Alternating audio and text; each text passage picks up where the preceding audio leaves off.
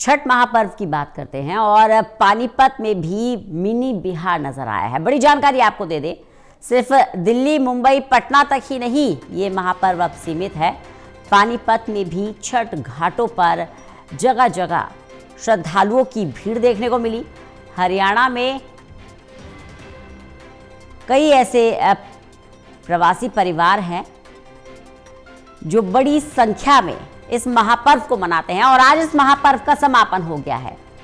लाखों की संख्या में प्रवासी परिवार हरियाणा में रहते हैं और इस महापर्व का समापन हो गया है। हरियाणा के पानीपत में भी छठ की रौनक देखने को मिली।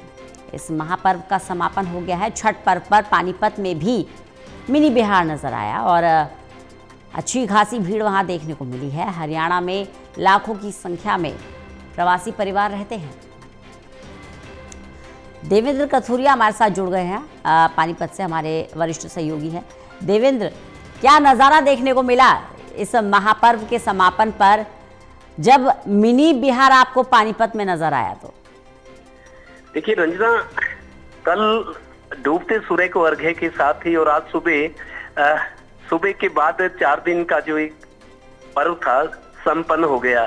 दरअसल हरियाणा मिनी बिहार बन चुका है। हरियाणा के 9 शहर हैं दिल्ली से सटे हुए, जैसे गुरुग्राम हो गया, फरीदाबाद हो गया, झज्जर का, बहादुरगढ़ हो गया, रेवाड़ी का हो गया, मानेसर गुरुग्राम का हो गया, बावल हो गया जहाँ इंडस्ट्री है।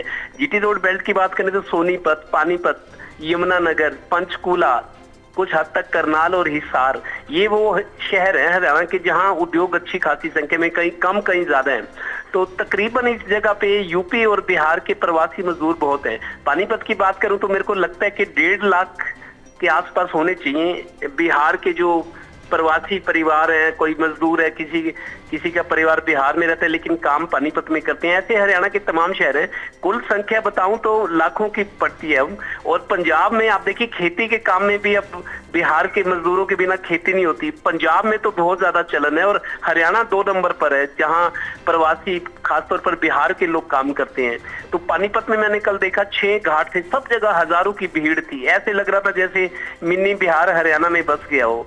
तो ये लोग यहाँ के विकास में, इंडस्ट्री को चलाने में मैन पावर के तौर पे काम करते हैं। तो बिहार के लोगों की ये खासियत भी है कि इंडस्ट्री का काम वो खेत में वो लगन से, मेहनत से काम करते हैं। ये बात भी है इनके बारे में, इसी वजह से लोग इनको एम्प्लॉयमेंट देते हैं। तो पानीपत में भी काफी संख्या हो गई है, 1.5 लाख के आसपास जैसे मैं बता रहा हूँ। तो 4 दिन के पर्व की खूब धूम रही। इनके लिए तो दिवाली से भी बड़ा पर्व मैं मानता हूँ कि छठ पर्व को, छठ मैया की पूजा को कहते हैं। तो ये 4 दिन का कार्यक्रम खुशी और उल्लास के साथ संपन्न हो गया है। जी बिल्कुल देवेंद्र, बने रहिएगा। एक बार फिर से अपने दर्शकों को ये जानकारी दे दें कि सिर्फ दिल्ली, मुंबई, पटना तक ही अब ये महापर्व सीमित नहीं है। हरियाणा में भी इसकी खूब धूम देखने को मिली। छठ पर्व का समापन आज हो गया है। देवेंद्र कथुरिया हमारे साथ, हमारे एसोसिएट एडिटर लगातार जुड़े हुए हैं जो बड़ी जानकारी इस पर दे रहे हैं।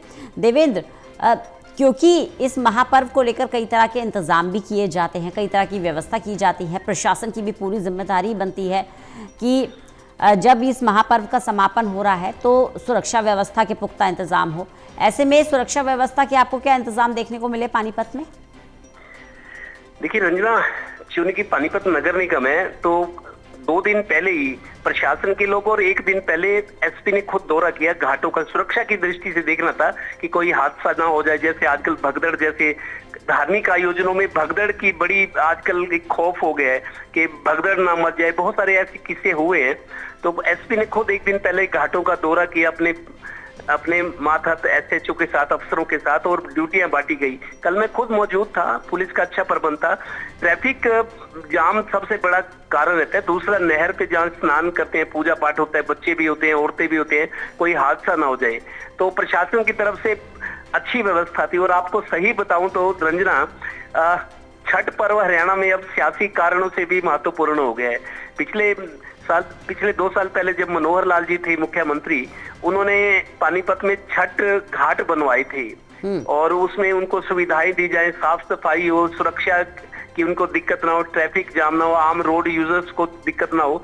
तो प्रशासन और सरकार पूरा सपोर्ट कर रही है और इसके सियासी कारण हम समझ सकते हैं कि पूर्वांचल के लोगों को बड़ी संख्या में बीजेपी से जोड़ा गया और इसी वजह से सरकार का सपोर्ट और प्रशासन का भी रहता है, उनको कोई दिक्कत नहीं रहती। कल भी खुश थे, मैंने बहुत लोगों से बात हुई, 6 जगह घाट बने थे, क्योंकि इंडस्ट्री के लोग हैं, कोई चारों दिशाओं में रहते हैं। अब तो पहले शहरों की बाहरी बस्तियों में रहते थे, बिहार के जो प्रवासी मजदूर हैं, खेतों में काम करते हैं, फैक्ट्रियों में करते हैं, दुकानों पे करते हैं, तो वो अब वो गांव में भी, हरियाणा के गांव में भी इनकी अब चलन हो गया कि गांव में क्योंकि प्रदूषण कम रहता है, वहाँ सस्ते में किराए में मिल जाता है। गांव के लोगों ने जो जमीन जिनकी है, जमीन पेशा है जिनका, उन्होंने भी अपने अलग अलग 200-400 गज में अलग अलग कमरे बना दिए, 3-3 मंजिली बिल्डिंग, जहां से इनको किराया होता है, तो इन लोगों को सस्ते में रहने की, शहर के बगल में रहते हैं तो सस्ते में किराया, और प्रदूषण भी नहीं होता है, एनवायरनमेंट अच्छा होता है क्योंकि चारों तरफ हरियाली है। तो हरियाणा के समाज की मुख्य धारा में अब बिहार के लोग भी रच बस गए हैं, चाहे वो शहरों की बात है चाहे गांव की बात है। जी बिल्कुल देवेंद्र, लेकिन अगर हम दिल्ली की बात करें तो दिल्ली और पानीपत में फासला ज़्यादा नहीं है और दिल्ली में सियासत छठ पर्व को लेकर खूब जोरों पर रही है। हमने देखा है बीते सालों में जब केजरीवाल सरकार थी तब भी स्वच्छता व्यवस्था को लेकर बड़े बड़े सवाल खड़े होते थे और बड़े बड़े दावे किए जाते थे। अब जब रेखा सरकार है वही स्थिति अभी भी है।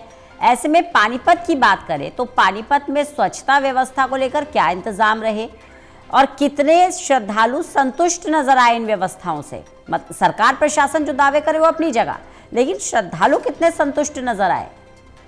देखिए, असल बात तो ये है जंजना, जो ये सत्ता से जुड़े लोग हैं, बीजेपी के जो जिला अध्यक्ष है या ओहदों पर है, जो चाहे वो विधायक है चाहे नगर निगम में पार्षद है, इन लोगों को भी पार्टी की तरफ से अंदर खाते बता दिया गया था कि इन लोगों का सहयोग करो, इनसे पूछो क्या जरूरत है इनकी।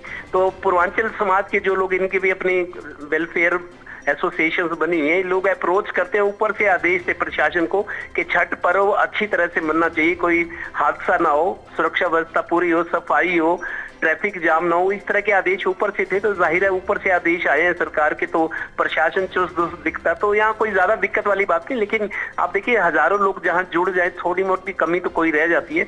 लेकिन मैंने कल खुद देखा, एक नहर है रोहतक रोड पे, एक रजबाहा जिसको माइनर कैनाल कहते हैं, वहां लोग पूजा कर रहे थे, लेकिन ये भी देख के बहुत सारे लोगों को अखरा के जो पन्नियां थी प्लास्टिक की जिसमें सामान लाया गया, वो ऐसे ही उस नहर में ही डाल दी गई। तो हालांकि सिंचाई विभाग के अधिकारी खड़े थे जहां मैं था, उनका ये कहना था कि ये थोड़ा सा मतलब सिविक सेंस होनी चाहिए। पूजा करी, वहां पटाखे बजाए बहुत सारे बच्चों ने, तो गंदगी तो हुई है, लेकिन उसको चलो पर्व था, धार्मिक आयोजन है, कोई बात नहीं, थोड़ा सा मतलब साफ सफाई का ध्यान भी संस्थाएं रखें तो अच्छा होगा, क्योंकि नहरों में ही प्लास्टिक की पन्नी। और अभी तो कुछ दिन पहले मेरे को मोदी सरकार ने एक वो चलाया है कि प्लास्टिक लाओ और मुफ्त में खाना ले जाओ। एक मतलब इनको एनकरेज किया जा रहा है कि प्लास्टिक का चलन ज्यादा नहीं होना चाहिए। प्लास्टिक हमारी समाज के लिए, जीवन के लिए नुकसानदायक है। तो थोड़ा सा सफाई तो हुई थी प्रशासन की तरफ से, लेकिन जो लोग आए थे उन्होंने सफाई का ज्यादा ध्यान नहीं रखा, वहीं सब कुछ छोड़कर चले गए। लेकिन अब जो लोग जिम्मेदार हैं उनको करना पड़ेगा। कुल मिलाकर सरकार के जो जनप्रतिनिधि हैं, बीजेपी सरकार है, जो जनप्रतिनिधि हैं या जो प्रशासन के अधिकारी हैं, ऊपर से इनको ऑर्डर थे कि पूरा सहयोग करना है, क्योंकि पूर्वांचल के लोगों को बड़ी संख्या में बीजेपी ने अपने साथ जोड़ा है, तो उनको गुड फील गुड कराने वाली बात थी। तो ऐसा हुआ भी है उनको, लेकिन थोड़ा सा ध्यान देना पड़ेगा कि साफ जगह पे आप आए हो तो सफाई का भी ध्यान रखना चाहिए। बिल्कुल, बहुत बहुत शुक्रिया देवेंद्र हमारे साथ जुड़ने के लिए, इस तमाम जानकारी के लिए। तो देवेंद्र कथूरिया हमारे साथ हमारे एसोसिएट एडिटर जुड़े हुए थे, जिन्होंने मौके पर जाकर श्रद्धालुओं से बातचीत भी की, व्यवस्थाओं का भी जायजा लिया और बहुत सही बात उन्होंने कही है। देखिए, कुछ एक सिविक सेंस भी होती है। स्वच्छता सिर्फ अकेले सरकार की जिम्मेदारी नहीं है, आपकी और हमारी भी जिम्मेदारी है। तो ऐसे में जब शहर आपका है, देश आपका है, राज्य आपका है, तो आपको समझना चाहिए कि आप इधर उधर कूड़ा कचरा ना फेंकें। और वैसे जब आप एक महापर्व का समापन कर रहे हैं तो एक अच्छा संदेश देने की भी ज़रूरत है।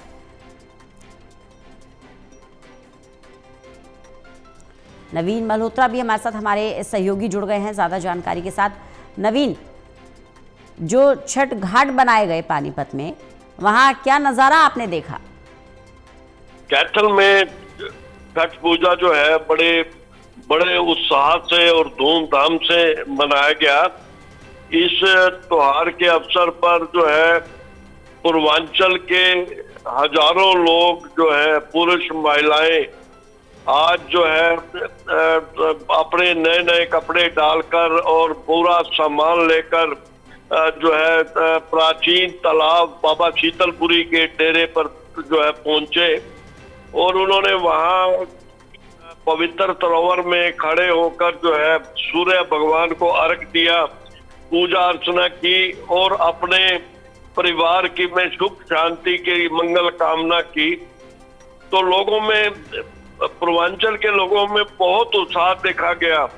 जगह जगह पर ढोल धमाके और उससे जो है वो लोग जो है पूरा खुशियां मनाते देखे गए। जगह जगह पे प्रसाद बांटे गए, भंडारे लगाए गए और रात भी सारी रात जो है कलाकारों द्वारा जो है छठ मैया की भजन और अन्य कार्यक्रम प्रस्तुत किया गया। तो यहाँ छठ विकास जो मंच है कैथल में, वो पिछले कई साल से जो है वो आयोजन करता है। ये 3-4 दिन लगातार जो है, पहले दिन जो है से लेकर जो है आज तक लगातार जो है वो तैयारियां की जा रही थी और आज बड़े उत्साह के साथ ये त्योहार संपन्न हुआ। लोगों ने एक दूसरे को इस पावन त्योहार की बधाई दी है ना। बिल्कुल नवीन, क्योंकि अब लाखों की संख्या में प्रवासी मजदूर यहाँ पर रह रहे हैं और ऐसे में क्योंकि बिहार के लोगों का ये महापर्व है, श्रद्धा का, आस्था का महापर्व है, ऐसे में उनको पूरी सुविधाएं मिले ये भी ज़रूरी है और साथ ही साथ उन सुविधाओं का सही तरीके से इस्तेमाल हो ये भी ज़रूरी है। ऐसे में जब बिल्कुल आपका कहना ये ठीक है, क्योंकि सिर्फ बिहार ही नहीं, अन्य कई संदेश नेपाल तक के जो राज्य प्रदेश हैं वो इस पूर्वांचल में आते हैं और यहाँ पर लाखों की संख्या में लोग जो है काम के तलाश में यहाँ आते हैं। यहाँ के बड़े बड़े राइस सेलर हैं, वहाँ पर काम करते हैं और उनके बच्चे जो यहाँ पर अच्छी पढ़ाई शिक्षा ले रहे हैं। तो जिला प्रशासन और नगर परिषद उनको और जो धार्मिक संस्थाएं हैं उनको पूरा सहयोग करती हैं। चाहे बाबा शीतलपुरी जो एक ऐतिहासिक प्राचीन डेरा है, वहां पर उनके पवित्र सरोवर को जो है साफ सुथरा करवाया जाता है। इस मौके पर अच्छा नया जल जो है उसमें भरा जाता है। बिल्कुल। उसके साथ संस्था द्वारा जो है ये मांग की जाती है कि उनकी धर्म सरकार से उन्होंने मांग की है कि यहाँ पर कैथल में जो लाखों लोग हैं तो उनकी कोई अलग से धर्मशाला नहीं है जहाँ कर वो दुख सुख में कहीं इकट्ठा हो सके। तो उन्होंने सरकार से मांग की है कि हर जाति की, हर समुदाय की यहाँ धर्मशालाएं हैं, लेकिन पूर्वांचल के लोगों की धर्मशालाएं नहीं है। तो उन्होंने सरकार से, प्रशासन से मांग की है कि उन्हें भी एक कोई ऐसी जगह देकर ताकि वहाँ पर वो अपनी धर्मशाला बना सके और वहाँ के लोग अपने एकत्रित हो सके, अपने पर्व का आयोजन कर सके, एक तरीके का वहाँ पर सेलिब्रेशन हो सके। बहुत बहुत शुक्रिया नवीन हमारे साथ जुड़ने के लिए, इस तमाम जानकारी के लिए।